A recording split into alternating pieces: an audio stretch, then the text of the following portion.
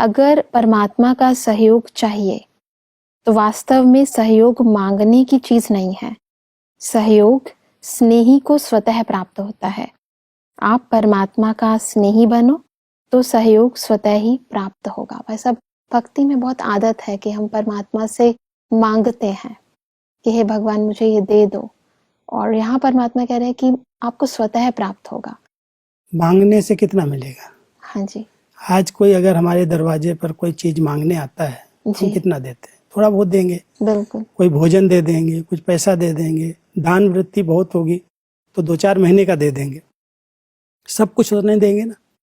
परमात्मा कहता बच्चे अगर तुम मांगते हो मुझे सुख दो, मुझे शांति दो, मुझे बड़ी आयु दो, मुझे बच्चा दो, एक एक चीज, तो थोड़ी बहुत प्राप्ति मैं करा दूंगा।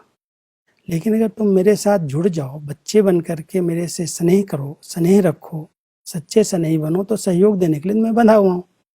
वैसे भी लौकिक जीवन में भी जब किसी से स्नेह होता है, नज़दीकियाँ होती हैं, समीपता होती है, तो सहयोग देने के लिए तो मांगने की जरूरत नहीं पड़ती। आवश्यकता के समय हाजिर रहो।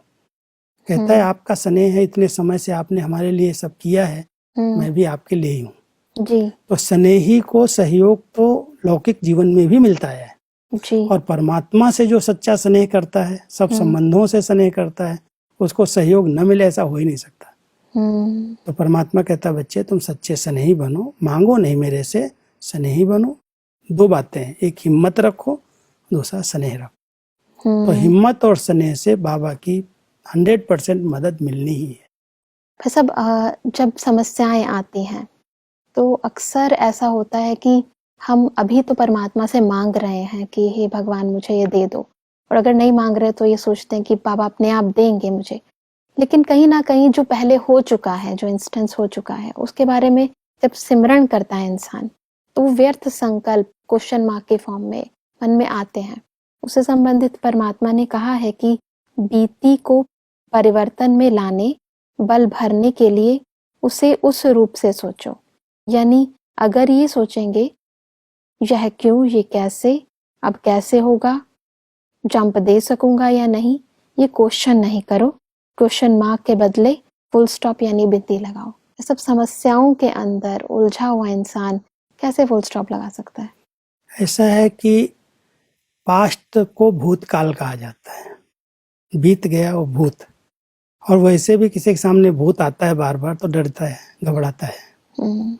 परमात्मा हम बच्चों को बहुत अच्छी ट्रेनिंग देते हैं। बच्चे जो बीत गया उसका चिंतन नहीं करो, वो इतिहास बन गया, वो नूंद गया, उसको चिंतन नहीं करो। आने वाले कल के लिए आप वर्तमान को अच्छा बनाओ। तो जो पास्ट हो गया, बीत गया, उसका चिंतन नहीं करो। अच्छे से कर्म करोगे तो फिर से तुम्हारे को अच्छी प्रारब्ध बनेगी, बल भरेगा।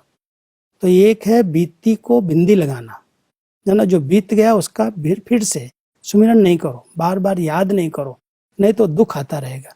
ऐसा मेरे से क्यों हो गया, मैं चाहता नहीं था, मेरे से हो गया, इतने मेरे से पाप हुए। कई बार हम अपने नेगेटिविटी को बार बार ला करके दुखी कर लेते हैं। सब इंसान चाह रहा है कि मैं अलौकिक जीवन को जीऊं जी, लेकिन फिर वो लौकिकता में जो उसने पहले कर्म किए हैं उसको बार बार कहीं ना कहीं आगे आते रहते हैं, उसके मानस पटल पर बार बार चित्र की तरह आते हैं। उसको स्टॉप करना मतलब किस तरीके से? वो समर्पित करना पड़ेगा परमात्मा के आगे, उसको समर्पित कर दो। क्योंकि हमने जो किया वो अज्ञान वश किया, ज्ञान में आकर के किया तो उसका तो कई गुना पाप हो गया। समझ के बाद कोई करता है, समझदार करता है तो उससे ऊपर पाप चढ़ता है। कोई बच्चा है, अबोध है, अनजान है, उससे कोई गलती होती है तो कहते हैं बेचारा छोटा है ना, बच्चा है ना, इसको भुला दो। तो परमात्मा भी हमको कहते हैं बच्चे तुमने अज्ञान में अगर कुछ किया है तो बार बार उसको सोचो नहीं, उसको बिंदी लगाओ, वो मुझे सुना करके हल्के हो जाओ। उसमें कोई भी प्रकार के प्रश्न नहीं करो ऐसा क्यों हुआ, होना ही था। कलयुग का अंत है। कलयुग कहते हैं काली रात। काली रात के अंदर, अंधेरे के अंदर कुछ न कुछ विकर्म पाप कर्म हुए ही हैं।